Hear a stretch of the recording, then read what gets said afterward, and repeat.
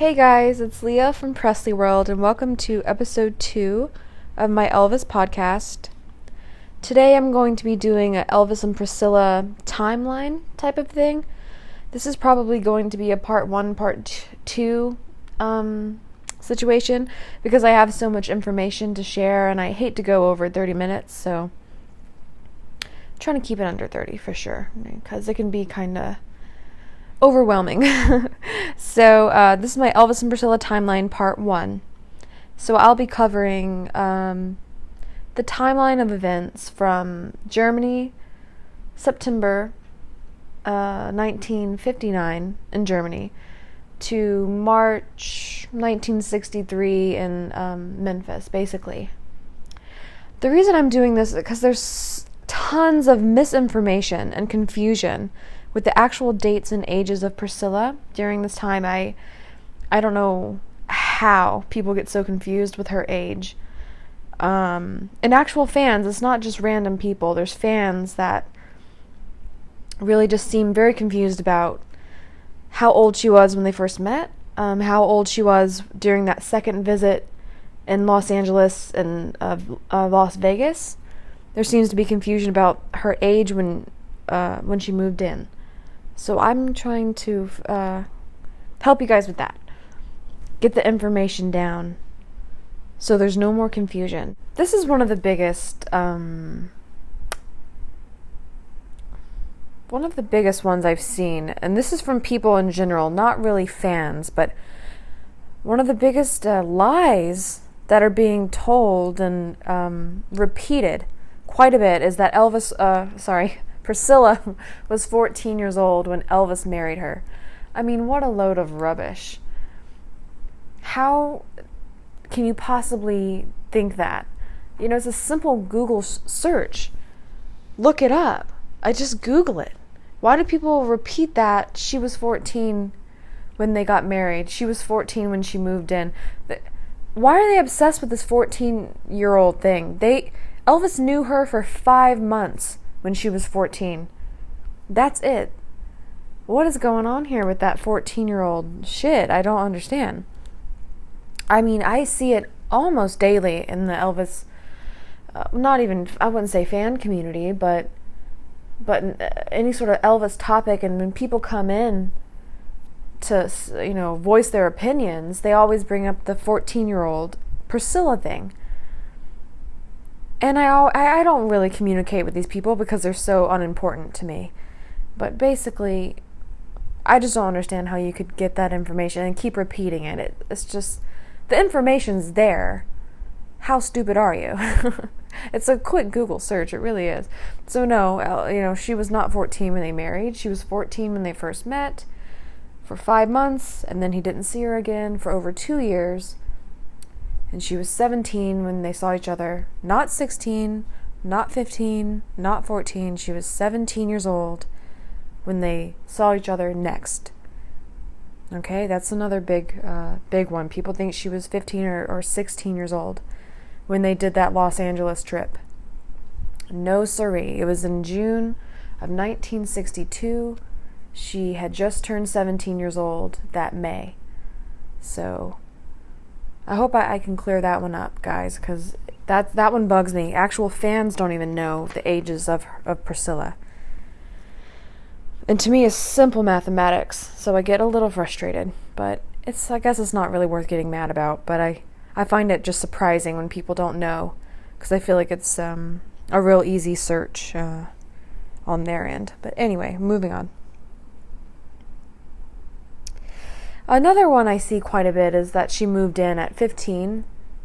Well, I see them all. She moved in at 14. She moved in at 15. She moved in at 16.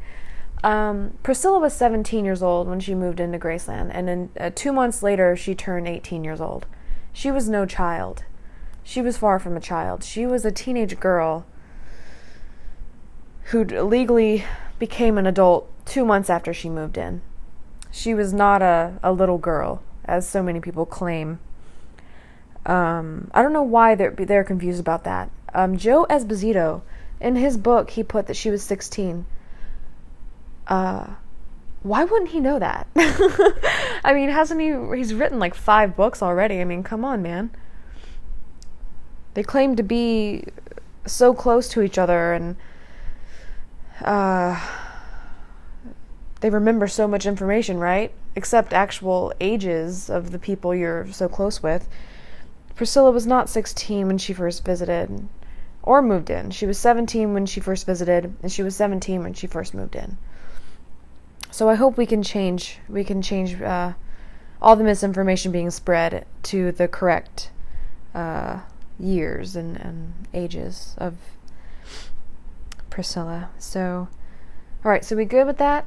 I just wanted to clear that up because I feel like, it just really bothers me personally. Basic math, you guys. Come on, we can do it together. As I say, we can do breathing exercises together. Okay. So I guess we can cover their meeting in Germany. So I'm not really planning on breaking down their relationship as much in this segment, but I do want to talk a little bit about it. But I'm going to be doing a whole different part of Priscilla and Elvis. Not just the timeline, but I'll be doing a Priscilla and Elvis breakdown, which I had done on my YouTube channel previously. So I'm really excited about that because I feel like there's so much information. Like, it's actually kind of overwhelming because I get to talking and then I'm like, oh my God, like there's so much more out there that I have to share, and I feel like overwhelmed because like the note taking goes on for so long and I'm like, how am I going to do this? Like, so that's why I highly recommend Child Bride because it does all the work for me. Not all the work, but a lot of the work for me, so I don't have to do like a full breakdown about every single thing, because that would just take, I would literally be rewriting Child Bride basically if I did that. So just read the book, guys. It's really, I think it's like $20 on iBook, and maybe like, is it less than $20 on Amazon? Like, come on. I don't like paperback personally because I like to search keywords or whatever. So if you can find it on like iBook or Kindle, I highly recommend that. So, okay. Time to get back on track here. Okay, so their meeting in Germany took place on September 13th of 1950. Oh my God, I always say 69. Why? Yeah.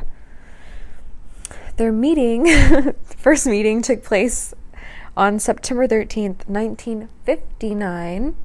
I believe this was on a Saturday. But I can go back and check. I think it was a weekend. So Priscilla was 14 years old here, guys. So the 14-year-old thing was right with Germany. But she had the maturity of a 20-year-old. And this is coming from not only Elvis, but many of the people that were around her, including schoolmates, boyfriends that she had, babysitters, Elvis's friends. They all say that she just acted like a little adult. And that was the draw. Elvis didn't like immaturity, really. He didn't. So to see this girl who had the young look and very beautiful face, we all know beauty, she has it, that's for sure. But she acted like she was in her 20s. So he was like, hey, I get the young look, but anyway, so we'll get into that. I think we'll get into that later. I probably won't talk too much about that. But so she had this maturity, and it really, all the stories you read, there's no getting around it. He was completely taken by her.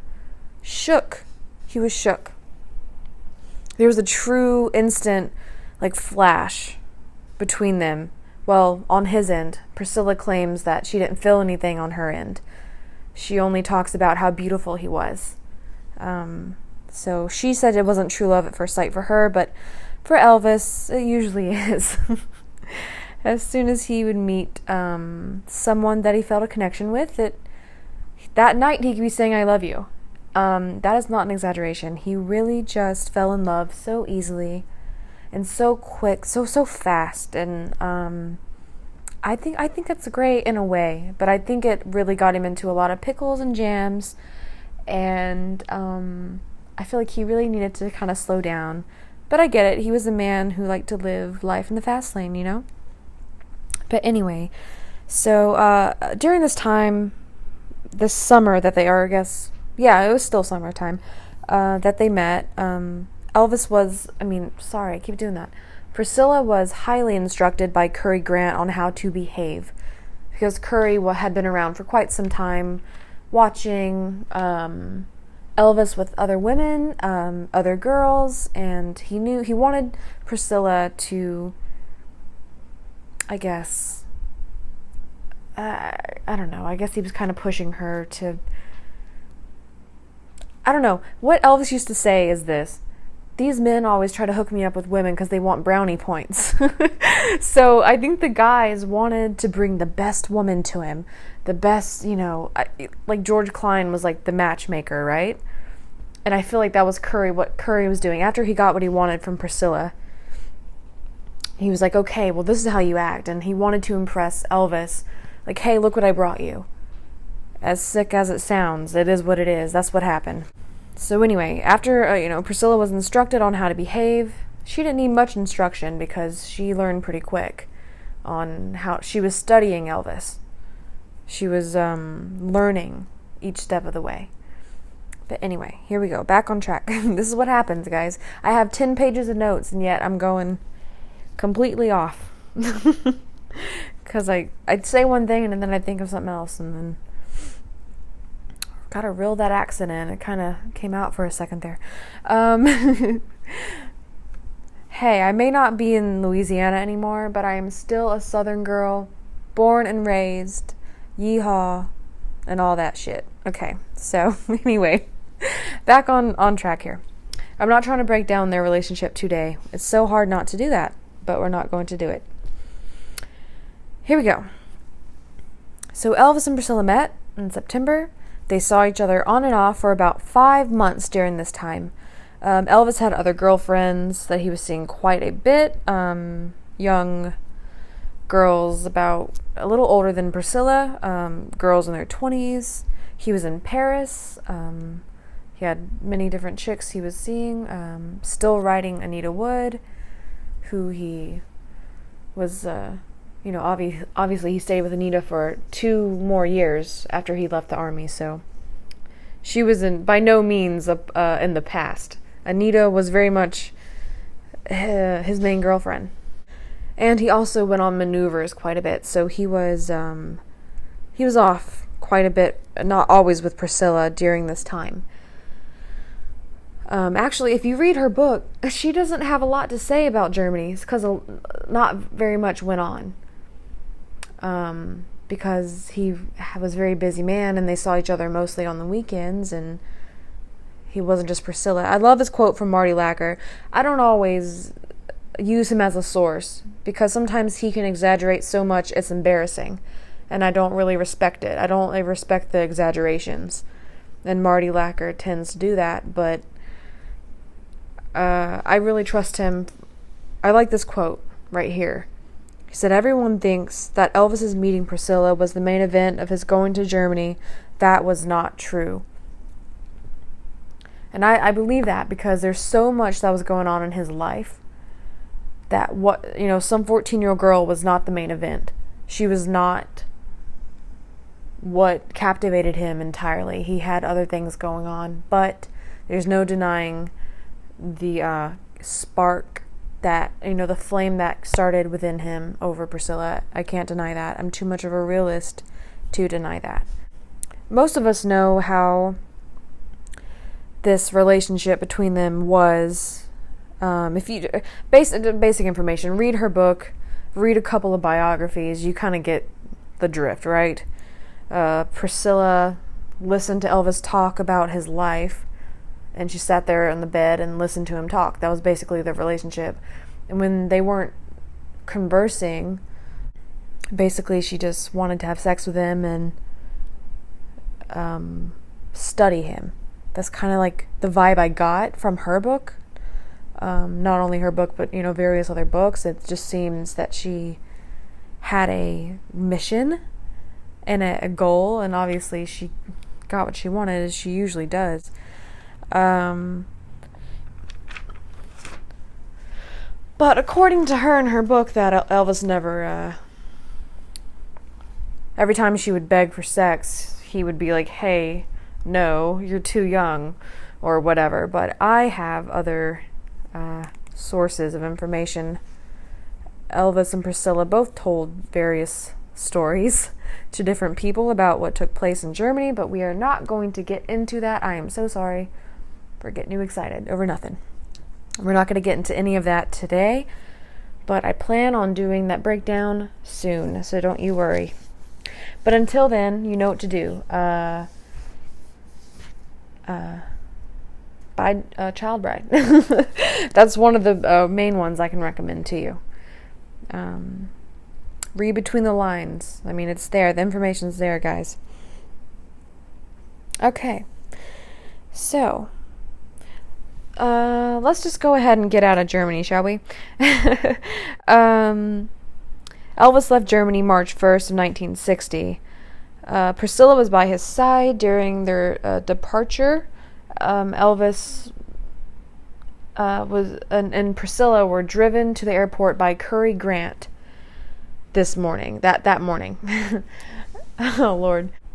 Curry Grant is the man that not only made the Elvis and Priscilla meeting a reality, but this is the man that Priscilla claimed tried to rape her not one time, but twice. This is her claim, that he tried to take advantage of her on the ride home on 2 separate occasions from Elvis's house to her house, which is about a 40-minute drive or so.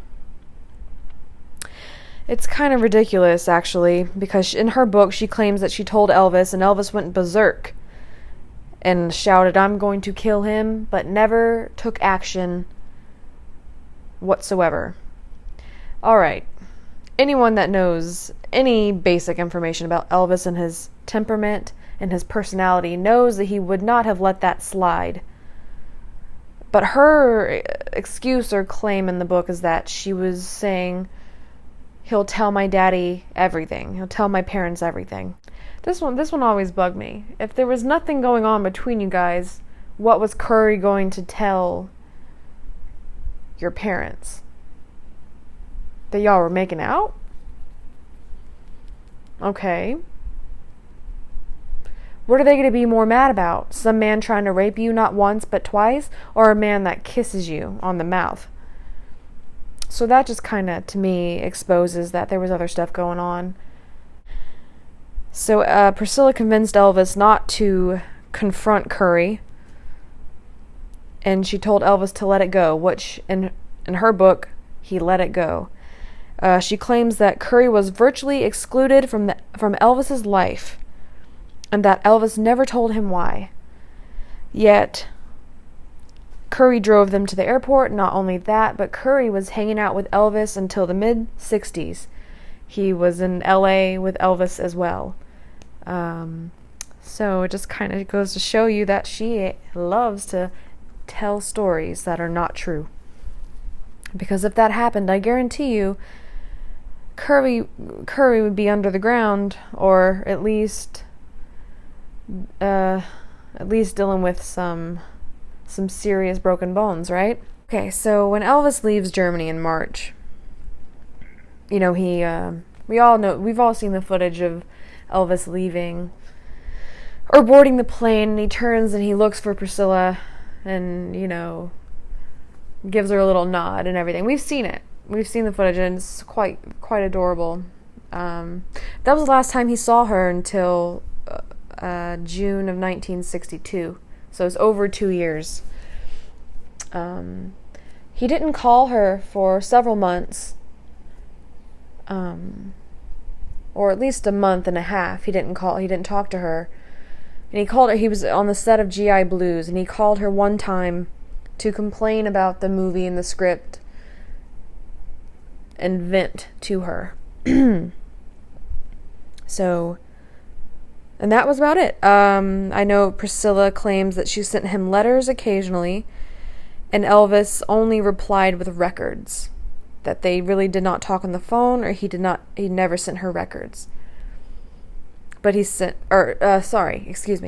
did not talk to her on the phone or send her letters. He sent her records. So, there was no other contact besides that.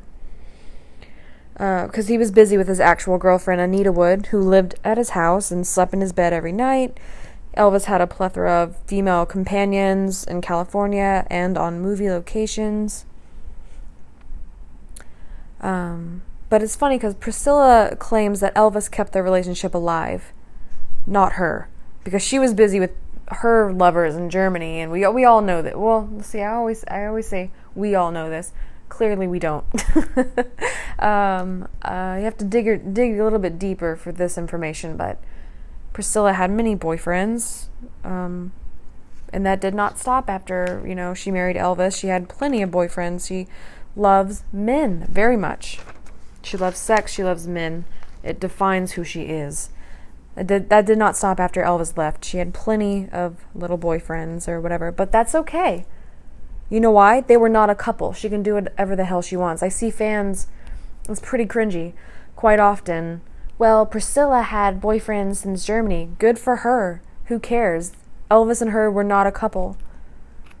And I know a lot of fans call it cheating. She didn't cheat on him. They weren't together. So, please get your facts straight, guys. I love you to death, but I've seen so many people that are Priscilla haters. They hate so hard that they lose themselves in the bitterness. They lose themselves in their own little made-up stories. So I just want to help you out. Because I don't want you to embarrass yourself. Luckily, I'm usually the only one that sees it, but Priscilla and Elvis weren't together. She can have any boyfriend she wanted, or as however many boyfriends that she wanted to have, and she had plenty of them. So good for her. She was living her best life, right? Real quick, 2 years later, after the Germany departure, Elvis was I keep doing it. Priscilla was 16 years old, and she received a phone. She claims that she received a phone call from Elvis, randomly asking her to come visit him in Los Angeles. She claims that they had not spoken in months at this time. She said it had been months since we last spoke, and she claims that she was absolutely stunned by his request. Absolutely stunned by his request because she had not talked to him in months. Okay. Yet Anita Wood, in various biographies, has claimed that she found various letters, not one, not two, but various letters from Priscilla to Elvis, begging Elvis to let her come visit. Begging him. She found one of these letters in his office that spring, which led to quite a physical fight between them and the departure of Anita Wood with Joan Esposito to Memphis, where they stayed while Priscilla visited LA and Las Vegas with Elvis, and she departed 2 weeks later. But we'll get into that later. So Anita Wood found these letters. Priscilla's begging Elvis like a little kid to let her come visit. A few of them went a little bit like this. Please call my daddy. If you call my daddy, I know he'll let me come over there. I want to come over there so bad. Anita Wood described the texts or the messages, wow, my head is in 2019. This is taking place in the 60s. The letters, she said, were very much like how a teenager talks. Well, no shit, she was a teenager, so yeah. So she was begging Elvis, but in her book, she says that she never talked to him about visiting, that he called her out of the blue. So, honey, goddamn it. Why'd you gotta lie so much, kid? I'm definitely gonna believe Anita Wood over Priscilla any day. So Anita Wood found these letters, confronted Elvis, and then was sent away because Elvis was busted. But Elvis had claimed, that she's just a fan, she's just a kid. She's just a little kid. Okay, Elvis, sure. Okay, so Priscilla flew into LAX on June 17th. She was 17 years old. Not 15, not 16. She was 17 years of age during the second visit with Elvis. She had turned 17 the month before in May. All right, so we're good on the age, right? You understand, right? So she visited Elvis for 2 weeks in LA and Las Vegas, and she returns home on July 1st, and Elvis arrives at Graceland on July 2nd to a very bitter and angry Anita Wood. All right. So, I think I'm going to stop there because this whole next part, I'm going to talk about the LA trip. And holy moly, do I have a lot to share with you guys because, man, there's a bunch of holes in her story. Oh my gosh. And other people's stories, not just Priscilla's, but various people don't know what the hell they're talking about. So I'm going to stop here. It was a little bit longer than I planned, but not too much longer. So that's not that bad. But on the I'm going to do a part 2 next week, and it will be finishing this timeline. So from the LA trip until about March 1963, I'm going to discuss that and all the holes in that story because, oh my God, there are so many and I cannot wait to expose them to you guys. So I hope you enjoyed this. Sorry it went on so long, but I hope you stayed put. And yeah. All right. Until next week, you guys have a lovely week. And I'll talk to you guys then.